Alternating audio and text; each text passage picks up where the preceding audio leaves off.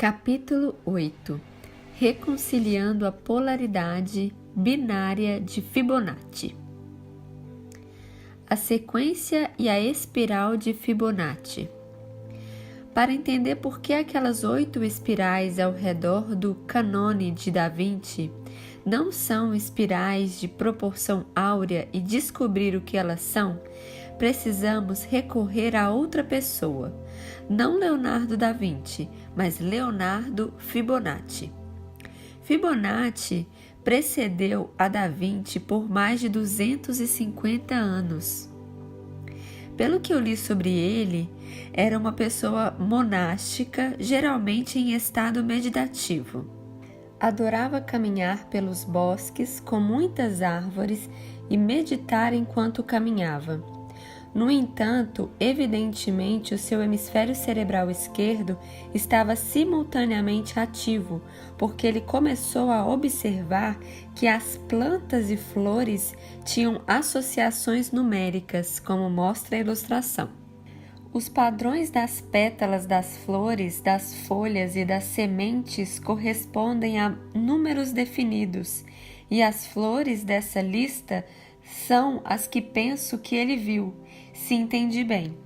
Ele observou que os lírios e as íris tinham 3 pétalas e que ranúnculos, esporinhas e aquilégias, a flor no canto superior direito dessa ilustração, tinham 5.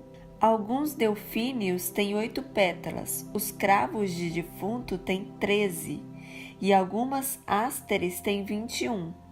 As margaridas quase sempre têm 34, 55 ou 89 pétalas. Ele começou a encontrar esses mesmos números vezes e vezes seguidos por toda a natureza. Essa plantinha, na realidade, não existe. Nós a criamos por computação gráfica, embaralhando-a como cartas de um baralho. A planta original em que essa ilustração se baseou é chamada de milefólio. Nós simplesmente fizemos os desenhos do computador imitarem essa planta. Fibonacci observou que quando a planta do milefólio surge da terra, cresce apenas uma folha, simplesmente uma única folhinha. À medida que ela vai ficando mais alta, sobre o seu caule aparece mais uma folha. Então, pouco depois, ela desenvolve mais 2 folhas, depois 3, depois 5, depois 8. Então, ela se apresenta 13 flores. Então, provavelmente disse: nossa, são os mesmos números que observei nas pétalas das outras flores, 3, 5, 8 e 13. Finalmente, essa sequência de 1, 2, 3, 5, 8, 13, 21, 34, 55 e 89 e assim por diante, tornou-se conhecida como a sequência de Fibonacci. Se lhes derem quaisquer 3 números consecutivos nessa sequência, podem reconhecer o padrão. Basta somar 2 números consecutivos para obter o número seguinte. Veem como funciona? Essa é uma sequência muito especial. Ela é decisiva na vida. Por que ela é importante? Essa é talvez a minha interpretação do porquê, mas farei o melhor possível para lhes mostrar. Esta é uma flor de hibisco, que tem 5 pétalas.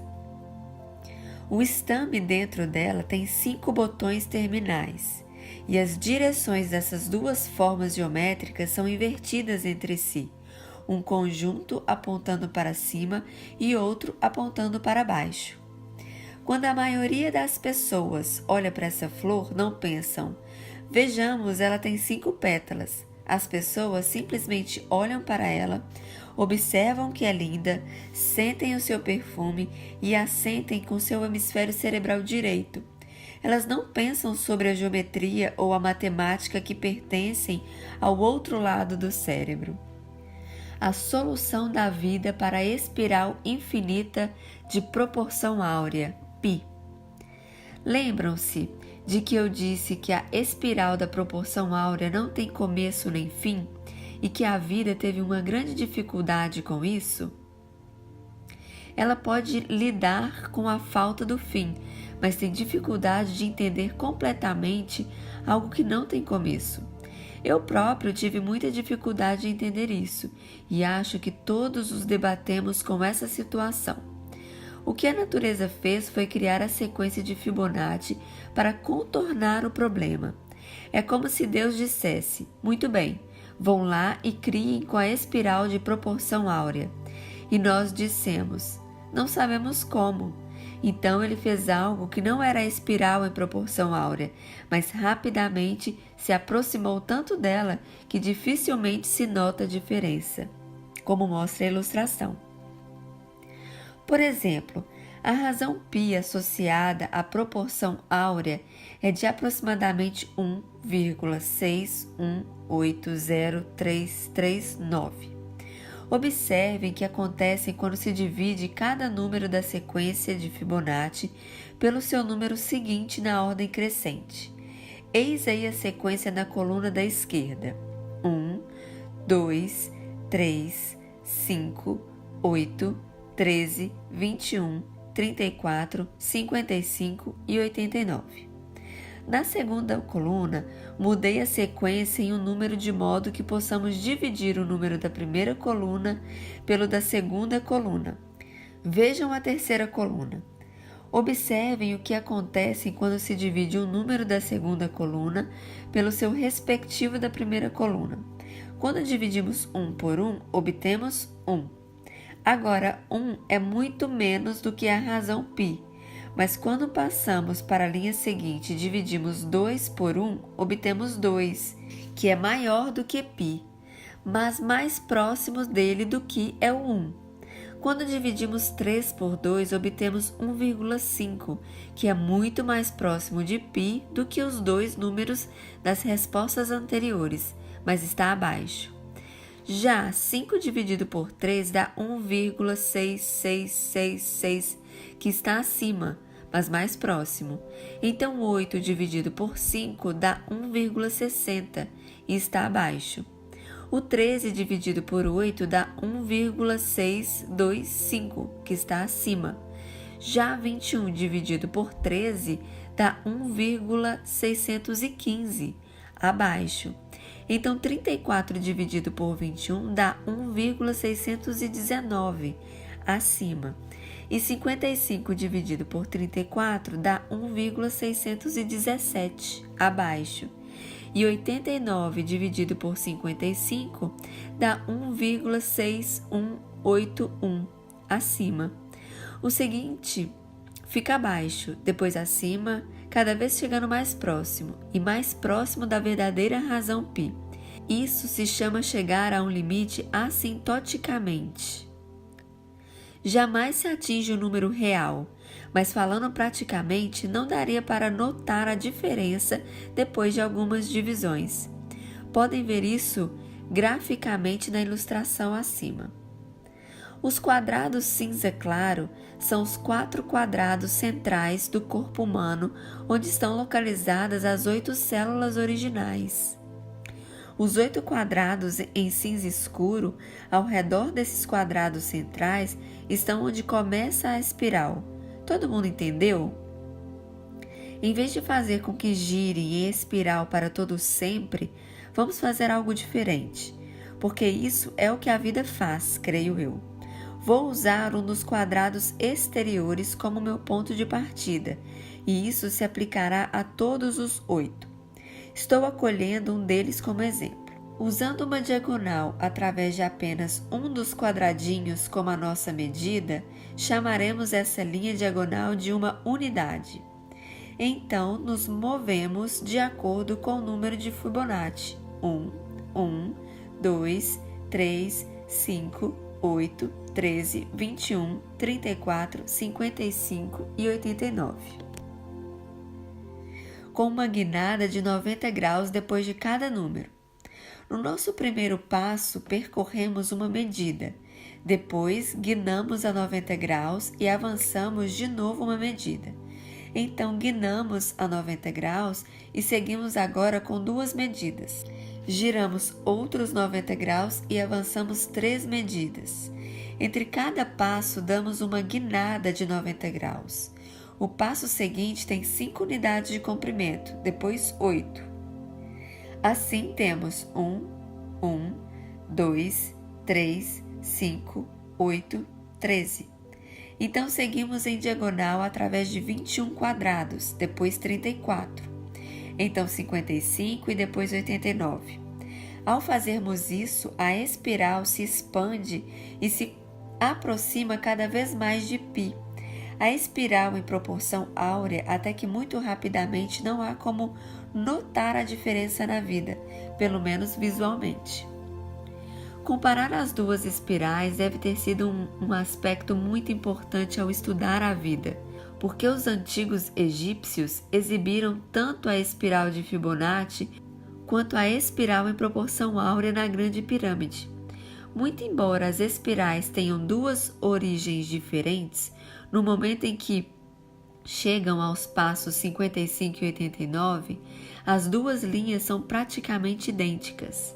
Quando as pessoas que estudam o Egito viram as 3 pirâmides alinhadas em espiral, elas pensaram que fosse a espiral em proporção áurea, não a espiral de Fibonacci. Vários anos depois, elas perceberam que a uma certa distância dali, talvez uma centena de metros mais ou menos, havia outro marcador. Elas não tinham percebido que haviam 2 espirais. Não sei se as pessoas que trabalham nisso ainda hoje compreendem a importância delas. Espirais na natureza. Aqui está a geometria sagrada na natureza, a verdadeira. É a concha do Náutilo, cortada ao meio. É uma regra tácita que todo bom livro sobre geometria sagrada precisa trazer uma concha de Náutilo. Muitos livros afirmam que essa é uma espiral em proporção áurea, mas não é. É uma espiral de Fibonacci. Vocês podem ver a perfeição dos braços da espiral, mas se olharem para o centro ou o começo, ela não parece tão perfeita. Na verdade, não dá para ver bem esse detalhe aqui. Sugiro que observem uma de verdade. Essa extremidade mais interna, na verdade, atinge o outro lado e se curva, porque o seu valor é 1, que é uma longa distância de π. A segunda e a terceira também se curvam, mas não tanto porque estão se aproximando de π. Então, elas começam a encaixar-se cada vez melhor, até que se vê essa forma perfeitamente graciosa se desenvolvendo. Vocês poderão pensar que o pequeno Náutilo cometeu um erro no início. Parece como se ele não soubesse o que estava fazendo. Mas ele o fez perfeitamente, sem nenhum erro. Ele apenas seguiu exatamente a matemática da sequência de Fibonacci. Neste cone de pinha, vê-se uma espiral dupla, uma seguindo um caminho e a outra seguindo outro. Se fossem contar o número de espirais girando em uma direção e das outras seguindo na outra direção, descobririam que elas seguem sempre 2 números de Fibonacci consecutivos. Há talvez 8 indo por um caminho e 13 pelo outro, ou 13 indo por um caminho e 21 pelo outro. Os muitos outros padrões de espirais duplas encontrados por toda a natureza correspondem a esse e em todos os casos que conheço. Por exemplo, as espirais do girassol estão sempre relacionadas à sequência de Fibonacci. A ilustração mostra a diferença entre as duas. A espiral em proporção áurea é a ideal. É como Deus, a fonte. Como podem ver, os 4 quadrados superiores em ambos os desenhos têm o mesmo tamanho. A diferença está nas áreas em que eles se originam, as partes inferiores dos 2 diagramas. A parte de baixo da espiral de Fibonacci tem uma área da metade do tamanho, 0,5, da área acima. A espiral em proporção áurea tem uma área de 0,618 do tamanho da área acima. A espiral de Fibonacci mostrada acima é constituída usando 6 quadrados iguais, ao passo que a espiral em proporção áurea começa bem mais para dentro. Na realidade, ela nunca começa. Ela existe desde sempre como Deus. Muito embora o ponto de origem seja diferente, elas se aproximam rapidamente uma da outra. Outro exemplo, muitos livros afirmam que a câmara do rei é um retângulo em proporção áurea, mas não é. Também está ligada a Fibonacci. Espirais de Fibonacci ao redor dos seres humanos. Se desenhamos uma rede de 64 quadrados e incorporamos esse padrão de espiral, teremos essa ilustração. Sobrepondo o cânone de Da Vinci a essa rede de 8 por 8, ou os 8 quadrados sobreados, parecem ter um único atributo. Há 4 maneiras possíveis de mover uma espiral de Fibonacci a partir de um dos 4 quadrados duplos. Voltando à ilustração, vamos usar o quadrado duplo de cima como exemplo. Uma maneira de começar é pelo canto superior direito, como mostrado pela linha mais escura. Ela cruza um quadrado 1, vira à direita para cruzar mais um quadrado 1, vira à direita de novo para cruzar 2 quadrados 2. O que é interessante é que ela chega ao alto da rede nesse ponto. Continuando virando à direita, ela cruza 3, o número seguinte da sequência. E danada, ela agora alcançou o lado direito da rede. O número seguinte é 5, que leva a linha para o fundo da rede. A seguir vem o número 8, que leva a linha através de 3 quadrados antes de sair da rede. Há uma característica reflexiva perfeita quando essa espiral parte do quadrado inicial. Outra maneira de começar esse quadrado duplo é do canto inferior direito, conforme mostrado pela linha mais clara. Isso forma uma pequena pirâmide nos 2 quadrados de cima. Nesse caso, as suas guinadas de 90 graus serão para a esquerda. Portanto, vocês cruzam um quadrado 1, depois mais outro 1, então 2, dessa vez atravessando os quadrados centrais da rede, onde residem as 8 células originais. Depois de virar à esquerda de novo para cruzar 3 quadrados, a linha toca o lado direito da rede. O número seguinte, 5, deixa a rede depois de cruzar 2 quadrados. É uma sincronicidade de movimentos perfeita. Sempre que virem esse tipo de perfeição, saberão que estão quase certamente lidando com as geometrias realmente básicas. Tudo isso é fundamental para entender, se lhes importa saber, como os egípcios alcançaram a ressurreição. Eles usaram a ciência para criar um estado de consciência sintético que levaria à imortalidade. Não vamos aqui alcançar a nossa consciência sinteticamente, vamos fazê-lo naturalmente. Mas vocês poderão achar conveniente compreender como uma civilização antiga tentou conseguir isso. A rede humana e a tecnologia do ponto zero. Essa geometria sagrada básica de uma rede de 64 quadrados em torno dos humanos está começando a ser compreendida na ciência. Na verdade, uma ciência inteiramente nova está acontecendo em torno dela, embora esteja atravessando uma grande dificuldade por causa da política. Essa nova ciência é chamada de tecnologia do ponto zero. Essa rede é, creio eu, a geometria da tecnologia do ponto zero, embora a maioria dos cientistas a encarem de maneira diferente. A maioria das pessoas envolvidas com a tecnologia do ponto zero a encaram em termos de formas de onda ou energia. Elas falam sobre os 5 pontos em uma forma de onda, conforme é mostrado aqui. Ou elas consideram o ponto zero como a quantidade de energia que a matéria tem quando e se chega a 0 graus Kelvin, ou zero absoluto.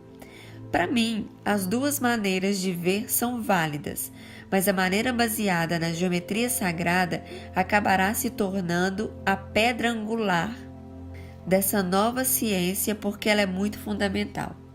Esses pontos associados à forma de onda também estão relacionados à respiração. Esses pontos estão onde se tem acesso ao ponto zero. São como portas para outro mundo. O Pranayama Yogi normalmente é referido em termos de 2 ou 3 lugares, dependendo de se você conta ou não o início do ciclo seguinte, os quais estão entre a respiração e a expiração. Isso também constitui a tecnologia do ponto zero, se for aplicado à respiração humana. Essa nova compreensão do ponto zero tem uma geometria por trás, e essa geometria está ao redor do corpo humano. O corpo humano é sempre o padrão de medida da criação. Espirais de origem masculina e feminina.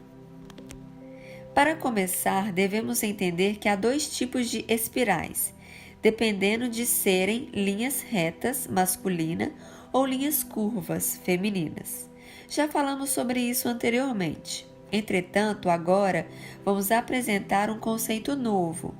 O ponto de origem da espiral nesse padrão geométrico determinará posteriormente se ela é masculina ou feminina de uma maneira diferente.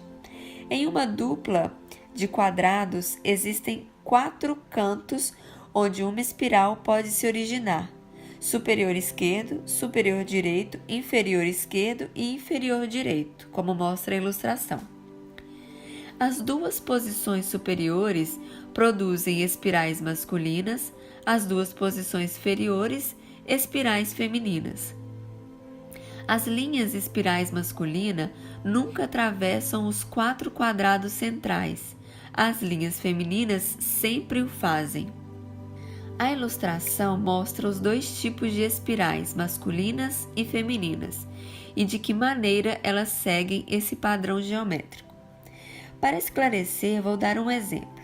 Se a espiral começar no ponto superior direito, ela será uma espiral masculina com relação a esse padrão geométrico. Além disso, o aspecto curvo dessa espiral masculina é feminino e o aspecto em linha reta é masculino. Toda polaridade sempre tem outra polaridade dentro dela. Dentro dessa nova polaridade há sempre ainda outra polaridade. Esse processo de divisão continua teoricamente para sempre. A ilustração é um exemplo das espirais de origem masculina, que começam na parte superior, significando a maior distância do centro, mas mostrando apenas o seu aspecto feminino, curvo. Esse desenho mostra todas as 8 espirais de origem masculinas possíveis que existem ao redor do corpo, segundo a perspectiva de Fibonacci na sua forma feminina curva. Elas seguem a sequência de Fibonacci apenas até 5. 1, 1, 2, 3, 5. Na sua disposição limitada, é interessante observar como as espirais curvadas fazem uma espécie de volta atrás de volta. A energia poderia, na verdade, mesclar-se e recircular. Esse movimento de Fibonacci é o que acredito que realmente aconteça ao redor do corpo humano, não de proporção áurea como afirma a maioria dos livros. Na ilustração, vemos espirais de origem masculina ao redor do corpo humano. Aqui mostramos o aspecto masculino de linhas retas, mas apenas 2 com linhas curvas femininas. Nessa ilustração, vemos as espirais femininas ao redor do corpo humano, que se originam na parte inferior ou nos pontos mais próximos do centro. Aqui mostra basicamente o aspecto masculino de linhas retas dessas espirais femininas. Os aspectos femininos curvos de apenas 2 espirais femininas são mostrados, não todos os 8, que formam um coração. Observem o padrão que criam. Um coração está voltado para o lado e depois se estende-se por 180 graus, um coração maior volta-se para o outro lado. Cada uma dessas linhas curvas femininas atravessa o ponto zero no centro exato do corpo humano. Esse ponto zero é o ponto da criação, o que chamaríamos de útero. É por essa razão que as mulheres trazem um útero no corpo e os homens não. Os homens jamais atravessam o ponto zero. Mais tarde vocês verão essas relações com formato de coração ligadas a muitos outros fenômenos naturais, como a luz, os olhos e as emoções, mencionando apenas alguns, portanto não se esqueçam. Agora, com essa compreensão, vamos observar uma outra sequência. Existem milhares de sequências matemáticas, suponho que num certo nível pode-se até mesmo dizer que há um número infinito delas, mas em termos úteis, existem muitas. Uma sequência pode simplesmente ser 1, 2, 3, 4, 5, 6, 7, 8. Em cada uma das milhares e milhares de sequências conhecidas pelo homem, são necessários 3 números para identificar o padrão, a sequência inteira, com exceção da sequência logarítmica da proporção áurea, em cujo caso são precisos apenas 2.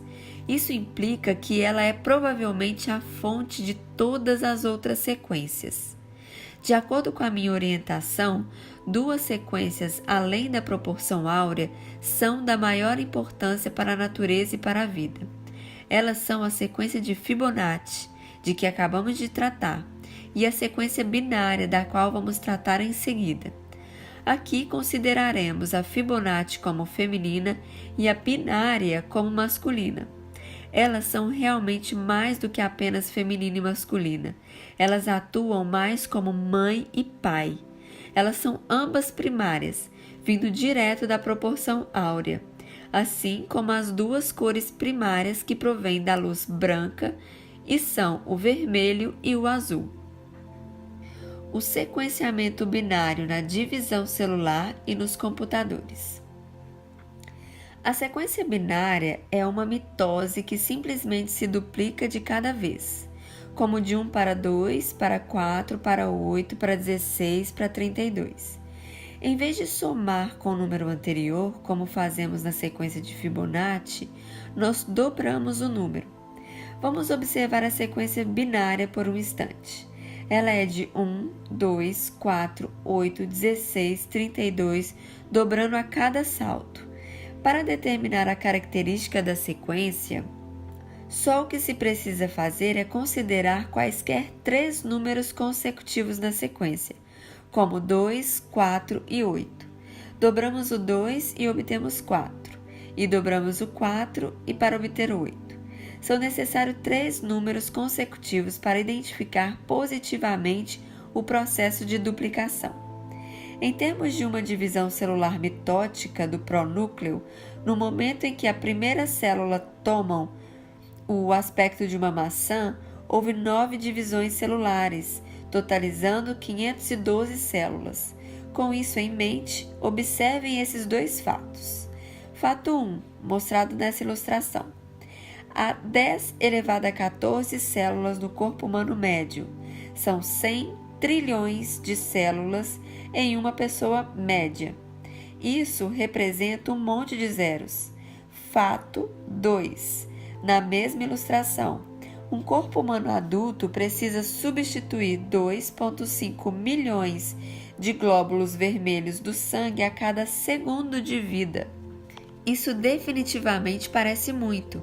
Você precisaria de cerca de 2 meses e meio só para contar até 2,5 milhões se fizesse isso dia e noite, 24 horas por dia, 7 dias por semana.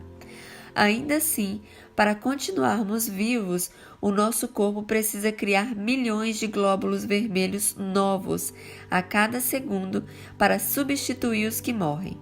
E a única maneira disso ser feita é através da divisão celular mitótica.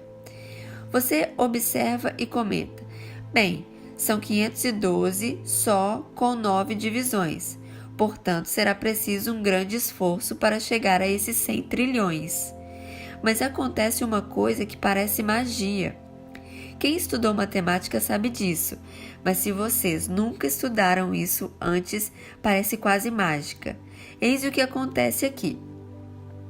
Depois das próximas 10 divisões, as células se multiplicam a mais de 500 mil. Quando elas se dividem mais de 10 vezes, há 536 milhões. De acordo com Anna C. Pai e Ellen Marcus Roberts, no seu livro Genetics, It's a Concept and Implications, são necessárias exatamente 46 divisões celulares mitóticas para chegar a 10 elevado a 14 células do corpo humano. São necessárias somente 46 divisões. É mágico para mim que este número 46 aconteça de ser o número de cromossomos que temos nas células médias. Acaso ou coincidência? Esses números são impressionantes. Não é impressionante se você estudou isso, porque então você geralmente está imune a isso. Mas eu ainda me impressiono com isso. Gostaria de falar sobre como funcionam os computadores. Comecei a mencionar como conseguimos que o carbono e o silício se interligassem. E quem está fazendo os computadores de silício? Nós estamos, seres à base de carbono. Além de todas as diversas possibilidades matemáticas, escolhemos a sequência binária como a base de como o computador funciona. Ela é a base de tudo, o sistema do computador, e também é uma base primária da própria vida. Tenho certeza de que não foi um acidente termos escolhido a sequência binária, porque nós somos a vida e, no fundo, conhecemos a importância dessa sequência. Sei que a maioria de vocês provavelmente sabe disso, mas assim mesmo quero mostrar como um computador funciona. Imaginem pequenas chaves luminosas chamadas chips de computador, e quando se acende uma dessas luzes, vê-se o número designado para aquele chip. Se ligarem o chip 1, verão 1. Se tiverem 5 chips no seu computador, eles serão designados como 1, 2, 4, 8 e 16. Podem ligar ou desligar esses 5 chips para obter qualquer número entre 1 e 31. Se ligarem simplesmente o chip 1, verão o número 1. Se ligarem o segundo chip, designado como 2, verão o número 2. O mesmo acontece com o chip 4, o 8 e o 16. Ao ligar todas as combinações desses 5 chips e somar todas elas, chegarão a qualquer número entre 1 e 31. Em outras palavras, se ligarem o primeiro chip, terão 1. Liguem o segundo e terão 2. E se ligarem os 2 primeiros ao mesmo tempo, terão 3. O seguinte a ser ligado é o 4. 4 e 1 dá 5. 4 e 2 dá 6. 4 e 2 e 1 dá 7. Então, para 8, vocês ligam o chip 8. 8 e 1 dá 9. 8 e 2 dá 10. 8 e 2 e 1 dá 11. 8 e 4 dá 12. 8 e 4 e 1 dá 13. 8 e 4 e 2 dá 14. E 8 e 4 e 2 e 1 dá 15. Então, para 16, vocês ligam o chip 16. Acrescentando um quinto chip, vocês obtêm todos os números até 31, com eles combinados de todas as maneiras possíveis. Se acrescentarem apenas mais um chip e o chamarem de 32, agora poderão obter todos os números entre 1 e 63. Se acrescentarem outro chip e o chamarem de 64, terão todos os números entre 1 e 127, e assim por diante. Se tiverem um computador que tenha 46 chips, poderão obter todo e qualquer número de 1 a 100 trilhões, simplesmente ligando e desligando 46 pequenos chips.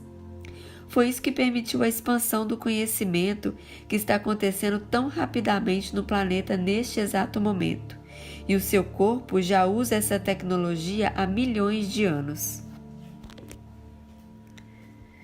Buscando a forma por trás da polaridade.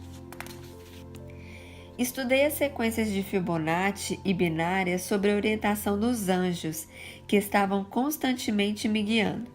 Quanto mais eu estudava, mais acreditava pessoalmente que deveria haver uma geometria por trás delas, uma forma secreta que criasse essas sequências numéricas. Desde que os anjos disseram que o corpo humano e os campos geométricos são o padrão de medida do universo, suspeitei fortemente de que se essas duas sequências fossem como dois componentes, mãe e pai, masculino e feminino, então deveria haver uma forma geométrica isolada por trás deles, uma forma que gerasse ambos. Pesquisei uma maneira de vinculá-los. Procurei por este segredo durante anos. Por muito tempo levei-o muito a sério, então desisti, porque não conseguia descobrir do que se tratava. No entanto, fiquei sempre de prontidão, esperando uma resposta, sempre procurando uma dica, por menor que fosse, sobre o que seria, e um dia eu consegui. A Solução num Gráfico Polar, um livro de matemática do 6º ano. Um menino de quem eu tomava conta estava no 6º ano e queria saber sobre um determinado problema de matemática. Era um problema relativamente simples, mas não me lembrava como resolvê-lo. Procurei no livro dele para lembrar-me de como era para poder explicar. Enquanto folheava o livro, vi a geometria de que precisava, num livro de matemática do 6º ano. O autor do livro não entendia o que eu estava vendo, porque ele seguia uma linha de pensamento totalmente diferente, mas eu vi na matemática dele algo que estivera procurando, e isso era a chave para vincular essas duas sequências primárias. Sinto muito, mas não me lembro do título do livro nem no nome do autor. Isso aconteceu há muito tempo atrás, mas ele me mostrou um gráfico polar e a sua relação com uma espiral de proporção áurea.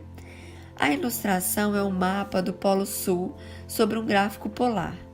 Observem a cruz no centro, uma linha seguindo o eixo do X e a outra o Y. Na verdade, todos os círculos são cruzados por essas linhas no centro. Isso é demonstrado pegando-se um disco plano de cerca de 3 centímetros de espessura e espalhando areia ao acaso por cima dele. Depois, nós o seguramos por um cabo por baixo e batemos nele com um martelo de madeira. A areia se redistribui em uma cruz em retângulo reto perfeita, como se vê nessa ilustração. Se usássemos um gerador de som sobre o disco, a areia mudaria para muitos outros padrões geométricos. No entanto, o primeiro padrão de todos que se forma quando se bate num disco redondo, devagar, será uma cruz perfeitamente em ângulo reto. Se tiverem um círculo com uma cruz em um ângulo reto sobre ele, peguem o raio do círculo como seu padrão de medida e o chamem de 1. Isso torna os cálculos muito fáceis. Desenhar círculos concêntricos espaçados na mesma distância do centro para fora desde aquele primeiro raio lhes dá um gráfico polar. Espirais sobre um gráfico polar.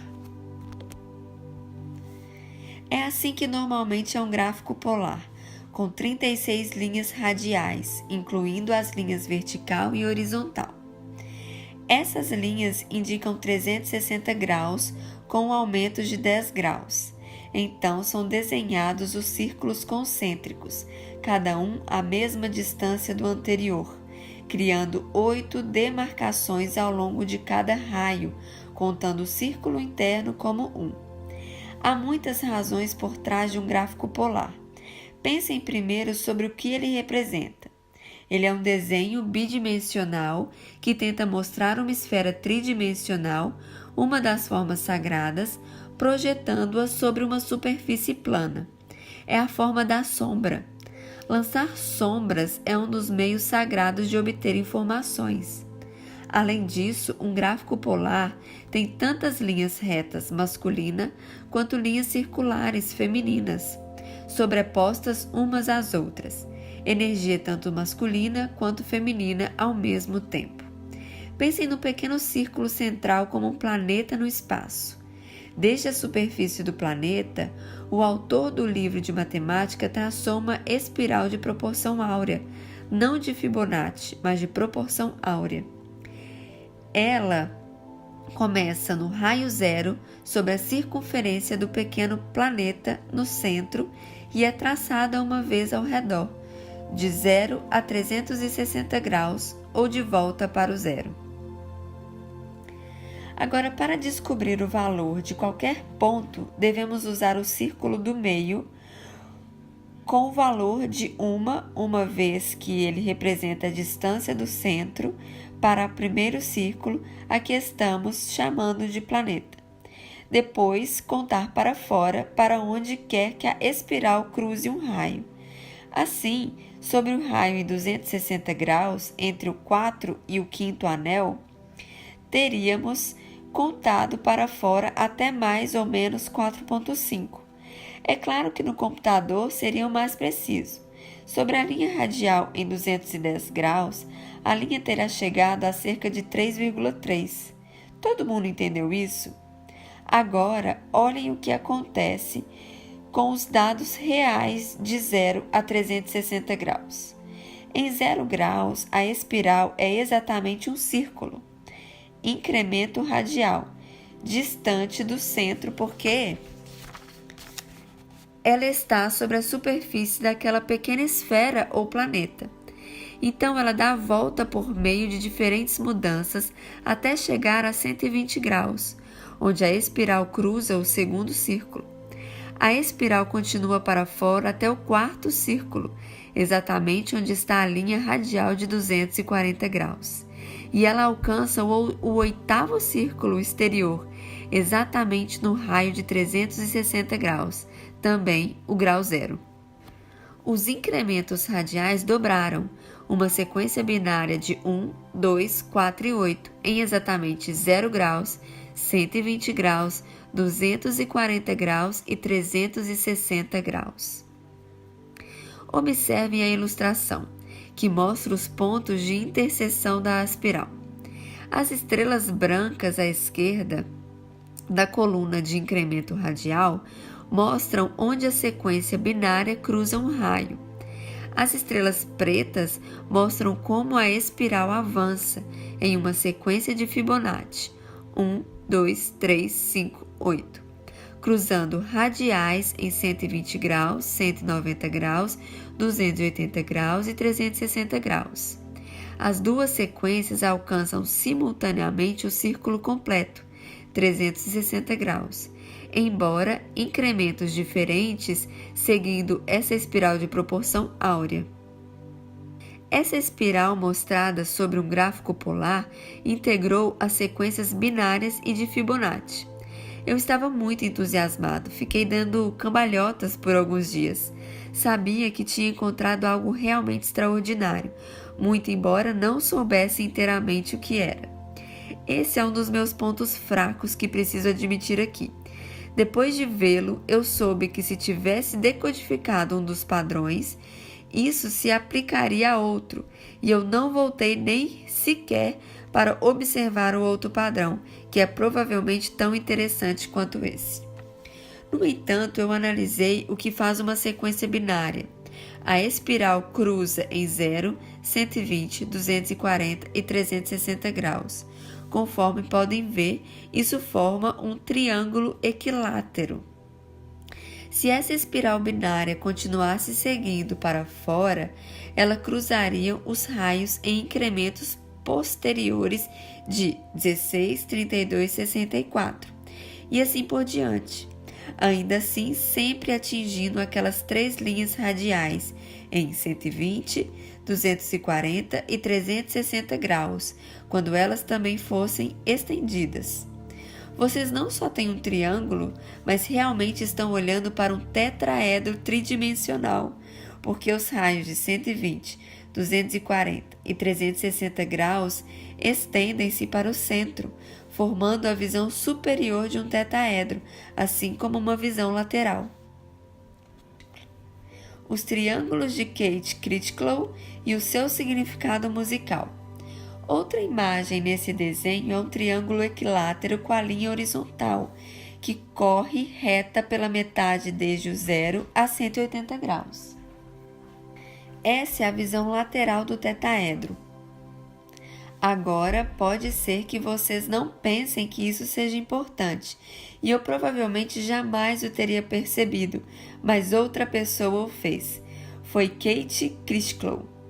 Não sabemos o que ela estava pensando nem como chegou a isso. Ele não sabia o que vocês sabem agora quando fez o que fez. Ele poderá saber disso agora depois de ler essa obra, mas não sabia quando escreveu seu livro. A ilustração é da obra de Critchlow. Ele desenhou um triângulo equilátero com uma linha através da metade. Depois, mediu o centro da linha central, veja um ponto preto, e desenhou uma linha até o canto e subiu até a aresta superior, e depois desceu verticalmente até a linha central, conforme é mostrado. Quem sabe por quê? No ponto em que aquela primeira linha diagonal cruza a linha central, ele então desenhou uma linha vertical até a aresta superior, depois desceu para o mesmo canto inferior, usando o ponto onde cruzou a linha central. Ele repetiu o que tinha feito antes, depois fez o mesmo uma vez mais para a esquerda. Vocês podem continuar em ambas as direções desde a primeira linha. Ao desenhar essa pequena forma curiosa, ele descobriu algo de grande importância.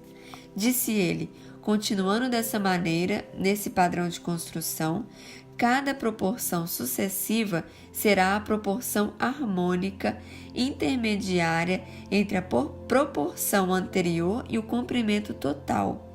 E todas essas proporções serão musicalmente significativas.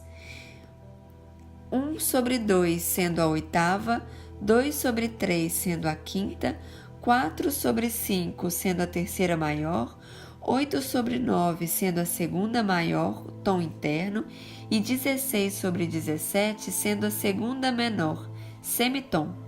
Em outras palavras, ele está comparando as medidas dessa linha aos tons musicais. Então ele tentou fazer as medidas de maneira diferente, começando de um ponto diferente.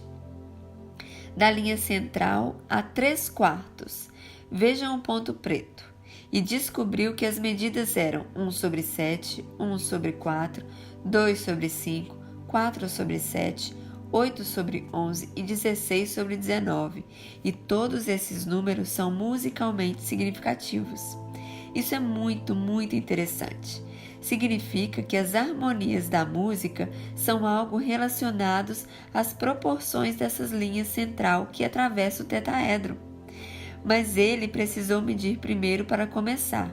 E se vocês precisam de um padrão de medida, então não estarão lidando com a geometria sagrada.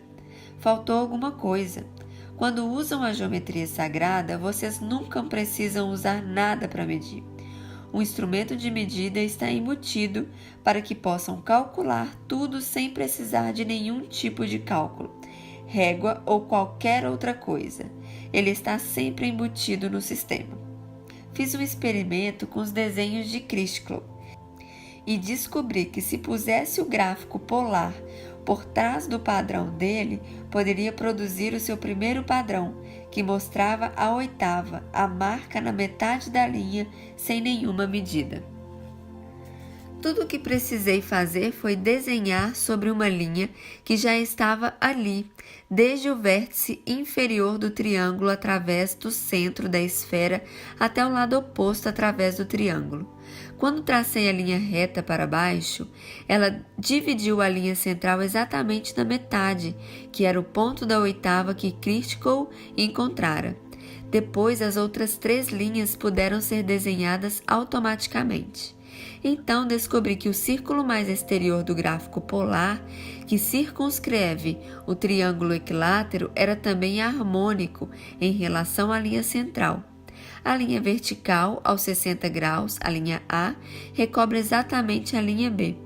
Existe uma correspondência entre os componentes masculino, linhas retas, e feminino, linhas curvas, dentro e fora do triângulo, e essas proporções eram todas musicalmente significativas, e eu não precisei medir nada. Atualmente estamos a anos-luz avançados em relação ao exposto acima. Uma equipe de pesquisa descobriu que essas linhas podem ser desenhadas não só a partir do centro, mas de qualquer um dos pontos nodais dentro da metade superior do triângulo, e como resultado encontram-se todas as harmonias existentes e conhecidas. Em outras palavras, se vocês desenharem uma linha de qualquer um dos pontos onde as linhas retas e as curvas se cruzam desde 0 até 120 graus, depois descerem para o canto do triângulo básico e começarem a fazer os padrões, encontrarão todos os sistemas de harmonias, não só o teclado ocidental, mas também os sistemas orientais. Na verdade, todos os sistemas de harmonias conhecidos e muitos desconhecidos que nunca sequer foram usados. Atualmente, as pessoas que fizeram essa pesquisa acreditam que todas as leis da física podem ser derivadas das harmonias musicais, agora que foi revelado o sistema completo das harmonias. Pessoalmente, acredito que as harmonias da música e as leis da física estão interrelacionadas, e hoje acreditamos que provamos isso matemática e geometricamente, ainda que isso não esteja totalmente demonstrado aqui. Fiquei muito entusiasmado na época em que reuni essas informações, porque as implicações são incríveis. Isso significa que as harmonias da música estão localizadas dentro de um tetaedro e que essas harmonias são atualmente determináveis. Desde essa época, descobrimos outros padrões geométricos por trás do que é mostrado nessa ilustração, o qual revelam todas as chaves e abriu todos os significados ocultos relativos ao Egito.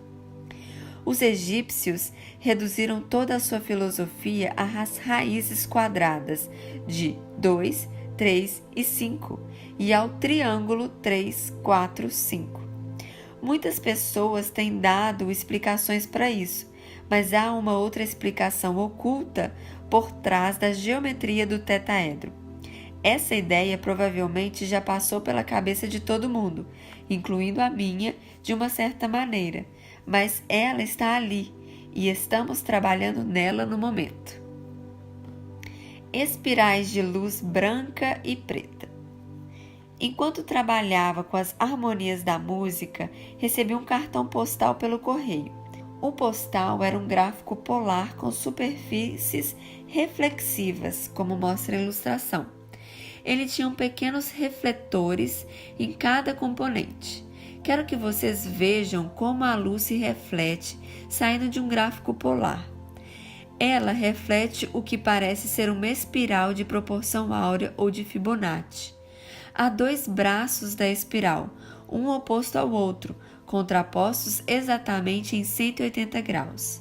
Observem que entre os braços refletidos, a luz torna-se muito escura. As espirais de luz preta estão girando a 180 graus em relação à outra e em 90 graus em relação à luz branca. Já vimos isso na galáxia em espiral. Se olharem direto para o centro, poderão ver que os dois braços opostos se contrapõem exatamente em 180 graus. Assim é como vimos antes, nessa ilustração. Aqui, uma espiral de luz branca sai em direção a 180 graus dessa. Outra espiral de luz branca vai na direção oposta. Os braços escuros, os femininos, saem entre os braços luminosos. Isso explica por que a luz preta entre os braços luminosos da espiral são diferentes da escuridão do resto do espaço. Conforme os cientistas descobriram por que a luz preta dentro de uma espiral é a energia feminina e a escuridão do espaço é o vazio, não a mesma coisa. Os cientistas não conseguiram compreender o motivo da diferença. Mapas do hemisfério cerebral esquerdo e o seu componente emocional. Há mais um ensinamento simples que gostaria de lhes apresentar. Desenhar o tetaedro sobre o gráfico polar representa geometricamente as harmonias da música. Esse desenho e as informações que lhes apresentei sobre esse assunto chegam à sua compreensão através do hemisfério cerebral esquerdo.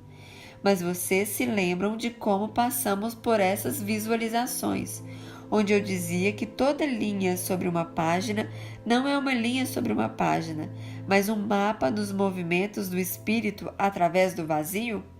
Portanto, esses desenhos são mapas para o hemisfério cerebral esquerdo.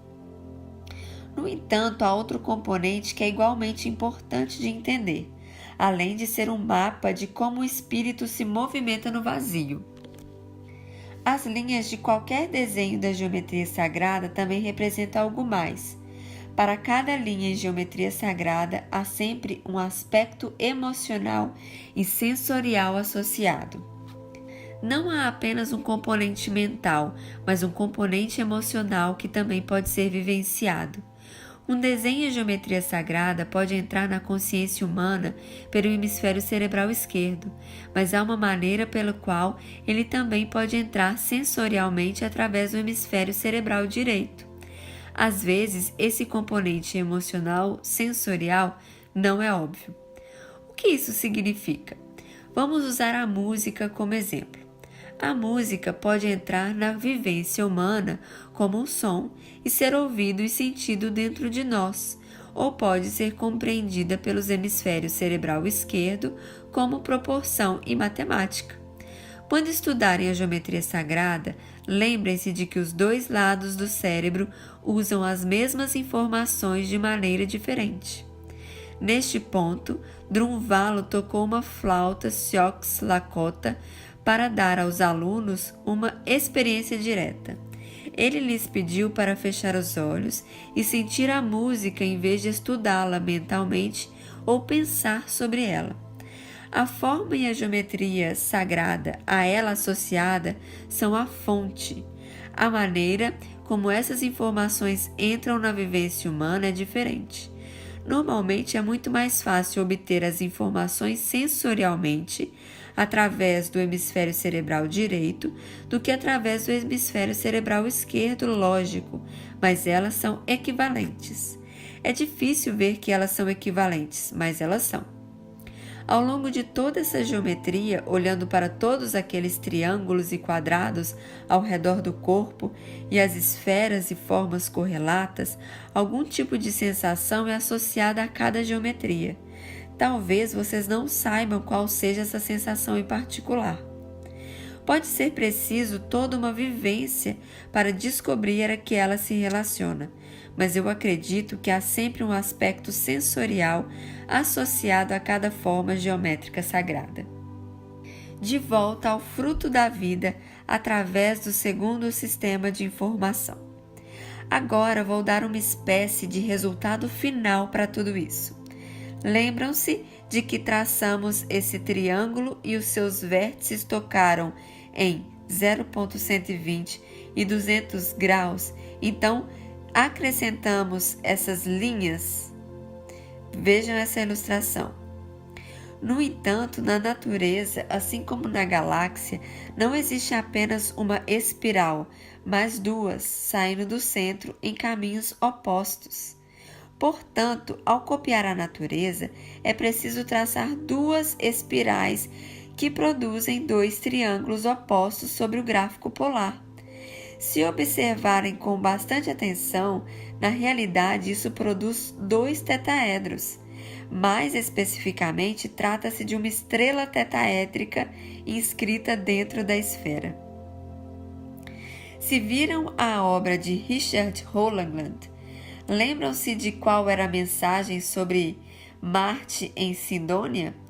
Era uma estrela tetaédrica dentro de uma esfera. Se não viram a obra de Richard Rogland, sugiro que vejam e que ele apresentou às Nações Unidas. Embora a ciência esteja apenas começando a entender o que significa isso, o que o Sr. Rogland mostrou a eles provavelmente fará muito mais sentido para vocês agora. Dentro da estrela tetaédrica na esfera, há outra estrela tetaédrica. E dentro do tetaedro menor encaixam-se perfeitamente uma esfera. Se pegarem uma esfera desse tamanho e centrarem-na em cada um dos pontos do tetraedro, obterão o fruto da vida. Se agirar este desenho 30 graus e apagar algumas linhas, vocês poderão ver o resultado mais claramente. O que vocês viram apenas em imagem invertida foi o segundo sistema de informação do fruto da vida. Todas as informações acima com estrela tetaédrica, as espirais de proporção áurea, luz, som e as harmonias da música e assim por diante, vêm desse segundo sistema de informações. Eu poderia ter começado a partir do fruto da vida e tomado o caminho inverso, mas não foi assim que aconteceu comigo.